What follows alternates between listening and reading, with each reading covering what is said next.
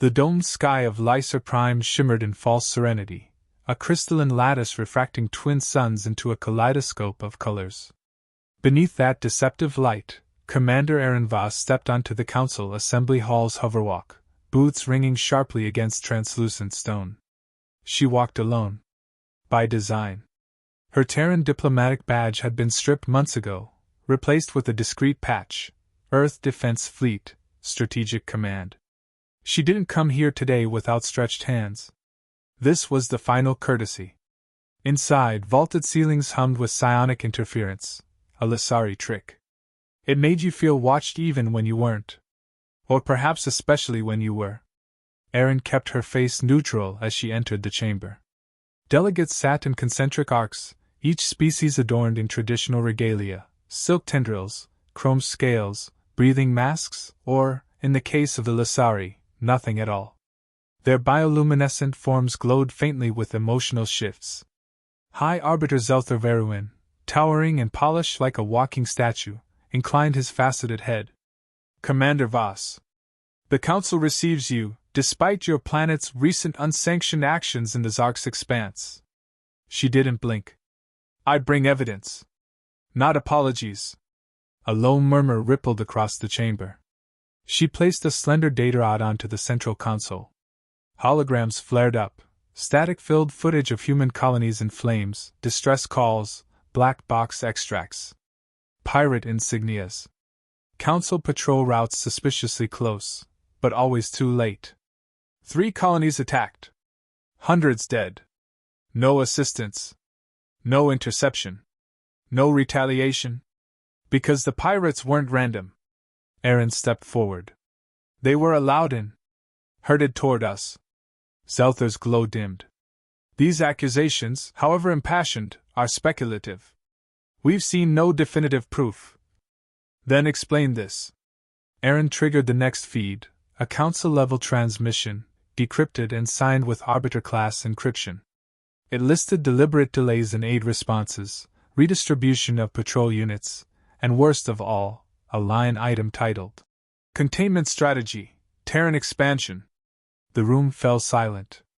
From the back, a delegate, insectoid clicking nervously, whispered, This is forged. Aaron's voice was low. You think we can fake Arbiter-class encryption? Even now you assume we're too primitive to pull that off. She turned to face Zelther fully. You didn't invite us to the Council to join you. You brought us in to keep us quiet. The Lasari's crystalline form pulsed blue. You misunderstand. Humanity's volatility required oversight. We guided you to avoid mistakes of the past. The age of burning. That was your past. Not ours. Aaron's jaw tightened. We came with open hands. We asked to learn, to cooperate. You clipped our wings before we even flew. An awkward beat. Then Zelther leaned forward. The galaxy has a delicate balance. The Council ensures that no one species threatens the whole. You are too fast. Too adaptable. You unsettle the others. So you shackled us. If needed. Her voice dropped. You killed civilians. The Lasari offered no defense.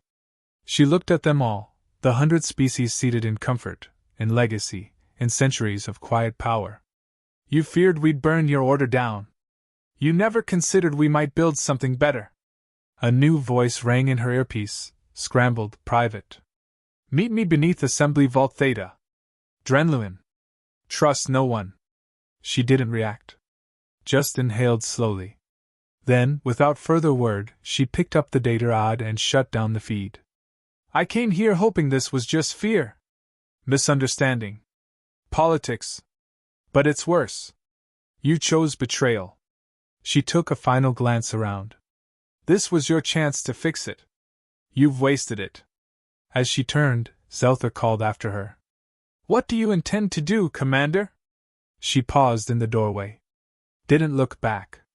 What humans always do when pushed too far. She left the chamber in silence. The transit tunnel beneath Vault Theta was dim and unpoliced, rare for Council structures.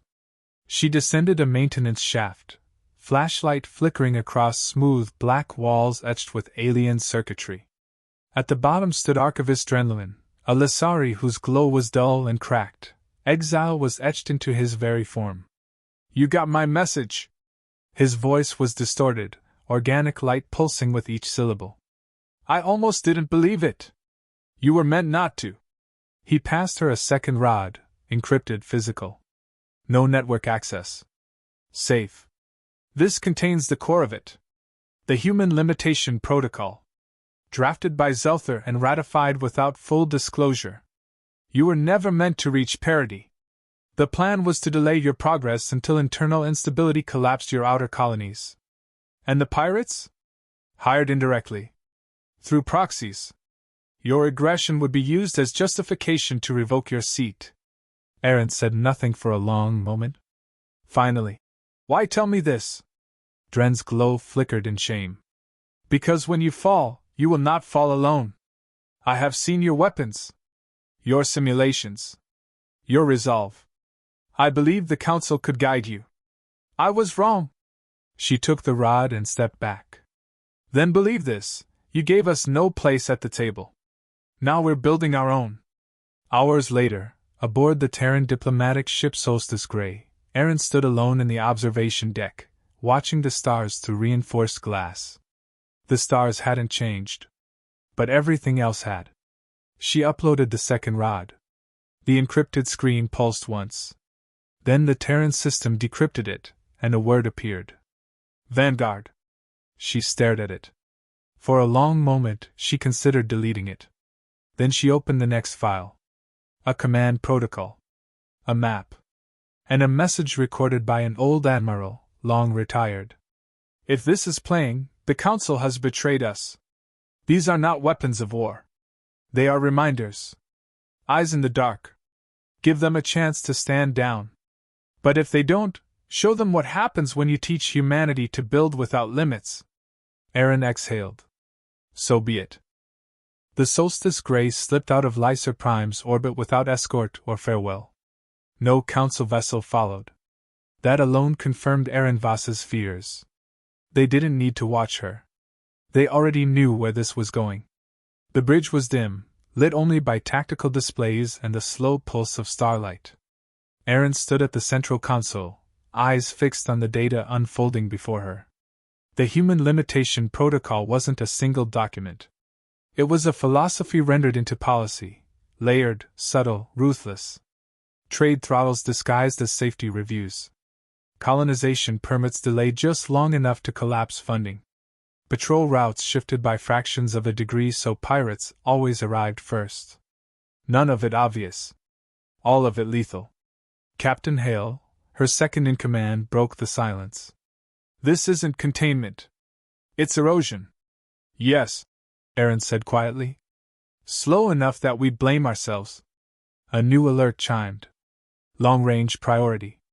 Frontier classification. "Route it," she said. The hologram flickered, resolving into the scorched sky of Kestrel Reach, a human colony on the edge of the Zark's expanse. Smoke bled upward from broken arcologies. Emergency lights strobed across rubble-strewn streets. Captain Marajan appeared, armor scorched, face streaked with soot. She didn't bother with formality. "Commander, we repelled the pirate assault. Lost 37 civilians. 200 injured." Aaron's jaw tightened. "Council involvement?" Mara's laugh was sharp. "They arrived 12 minutes after the last pirate jumped out. Then they threatened us." The feed shifted. Council cruisers hung in low orbit, weapons charged, their insignia glowing cold and official. "They accused us of violating restricted space," Mara continued. "Said our defense response destabilized the region. Gave us an ultimatum: disarm orbital platforms or face sanctions." Hale swore under his breath. Aaron leaned closer to the projection. "Did they engage?" "No. They didn't have to." Mara's eyes hardened. "They wanted us scared. They wanted to see if we'd kneel. And?" Mara straightened. "We didn't." The feed cut. Silence returned to the bridge, heavier than before. "They're escalating," Hale said. "Testing limits. They already decided the outcome." Erin replied. She turned back to the data stream from Drenluin. Lines of code unfolded into strategic maps, council worlds highlighted, human colonies boxed in. At the center sat a directive older than her career. If humanity approaches parity, initiate stagnation measures. Parity. Not dominance. Not threat. Equality. They were never afraid of what we'd do to them, Hale said slowly. They were afraid of what we'd prove. Erin nodded. That their monopoly on order isn't permanent. She dismissed the projection and opened a sealed channel. Encrypted.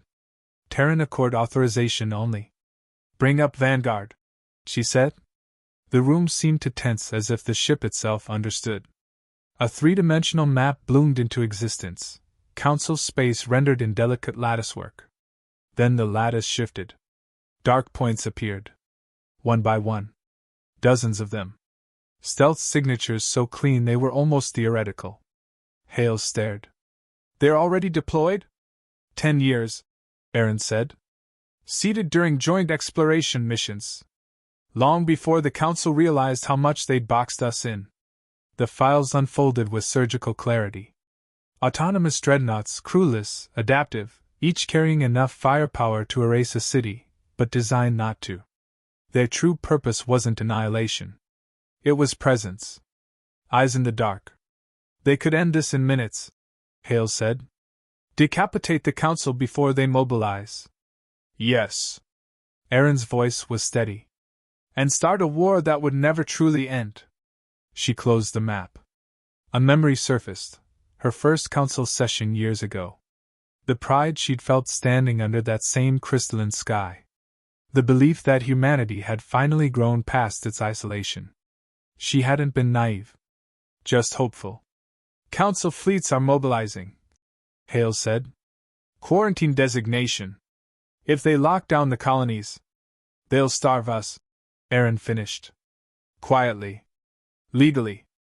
A junior officer hesitated before speaking. Commander, what are our orders? Erin didn't answer immediately.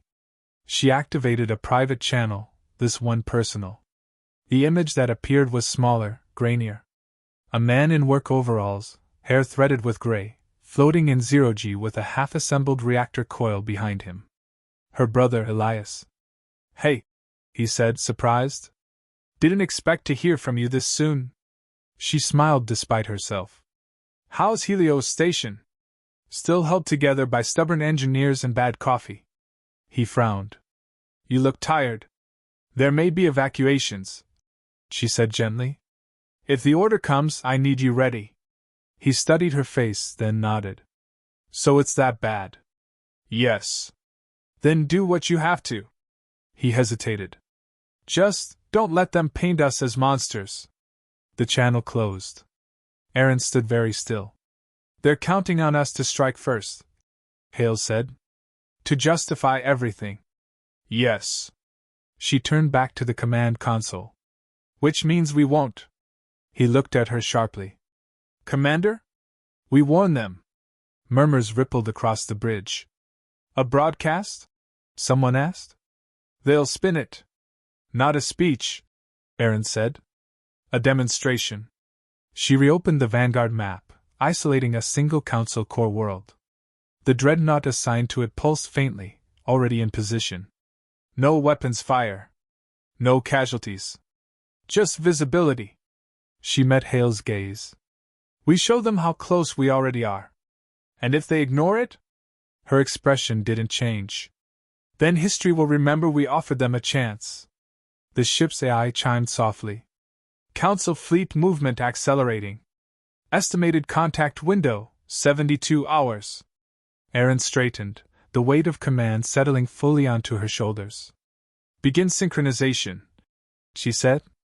All Vanguard units. Silent mode. The stars outside remained calm, indifferent. But across the galaxy, something ancient and complacent had begun to realize it was no longer alone. And for the first time since humanity joined the Council, fear ran both ways. The silence on the solstice gray was no longer the quiet of uncertainty. It was the stillness before something irreversible. Commander Aaron Voss stood at the center of the war room, where light maps flickered across three-dimensional space. Council sectors rotated in orbitals, overlaid with human intelligence, data harvested from years of cooperation, silently catalogued during goodwill tours and cultural exchanges. Now, every port of call was a mark on the board. Every smiling handshake a remembered target. But this wasn't war. Not yet. She stared at the array of Vanguard dreadnoughts, cloaked, autonomous, dormant. Built to remind, not to destroy. Until necessary. Status report, she said. Captain Hale, flanking the control hub, responded without hesitation. Vanguard Units 1 through 23 are in position. Awaiting final transmission authorization. All systems green.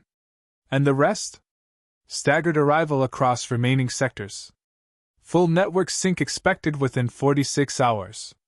Aaron nodded. Her hands didn't tremble. Her voice was steady. But her chest, there was weight there. Not fear. Not guilt. Grief. Grief for what she'd once believed this galaxy could have been. She turned to the junior communications officer. Open a secure line to Earth Command. A moment passed, then a soft chime. The face of Chancellor Yara Tellin appeared in grainy resolution. Earth was behind solar flare interference. Commander Voss, Yara greeted. I assume you've seen the Council's declaration. Yes, Aaron said. Quarantine zones around our colonies. Restriction of interstellar movement. Economic sanctions. They've already intercepted 3 trade convoys. 1 disabled. No deaths yet. Aaron looked down. That's about to change if we do nothing. And if we respond? They'll claim aggression and move to expel us from the Council permanently. Possibly authorize open war. Tellin leaned forward, eyes sharp. So you want to show them what we've built? No threats. No launches. Just visibility. Aaron glanced toward the Vanguard map. We let them see how easily we could have struck. How deeply we were already inside. But we didn't. Tellin was quiet. Then, will they understand that? I'm counting on it. After the channel closed, Aaron turned to the room. Prepare Vanguard Unit 0. That caught the crew's attention. Hale stepped forward. Unit 0 was never supposed to activate, he said. It's not like the others. It doesn't wait. It moves. I know. Unit 0 was humanity's shadowed ace. It didn't orbit Council planets. It infiltrated them. Engineered from experimental AI and phase-shift cloaking, it had no weapons in the traditional sense. Its payload was information. Aaron entered her code. The room dimmed. A new hologram emerged, an internal schematic of Lyser Prime. Inject the Council's own protocol logs. Redacted files. Footage from Kestrel Reach. Make them impossible to ignore. You're going to show them their own betrayal, Hale said. No, Aaron corrected. I'm going to make them acknowledge it. Hours later, in a Council data vault buried below the surface of Lyser Prime, light flickered in subtle patterns across storage nodes. Unit 0 had arrived, not as fire or steel, but as a whisper. An archivist noticed corrupted files being replaced with something clearer. Then he paused. The files weren't being altered. They were being restored. Complete Council transcripts from secret meetings. Authorizations signed in the Arbiter's own light code.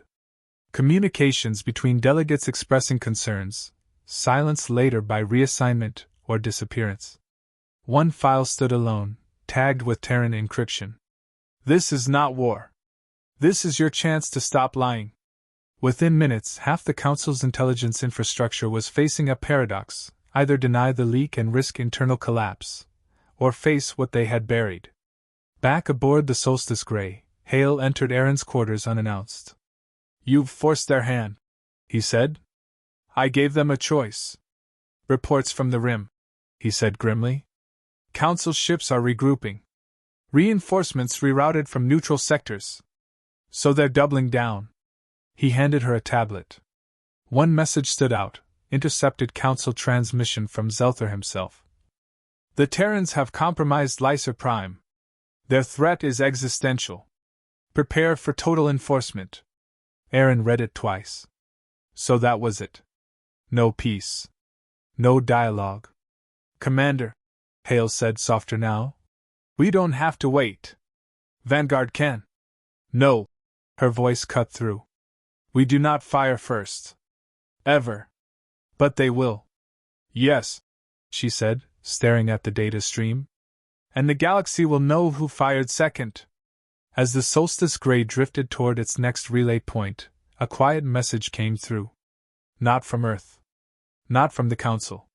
From one of the neutral species, the Disarray, long-standing diplomats, rarely taking sides. It was a single line of text. We saw your message. We believe you. Aaron stared at it for a long time. We just changed the game, Hale said. No, she replied. We exposed the rules. And for the first time, the board wasn't tilted.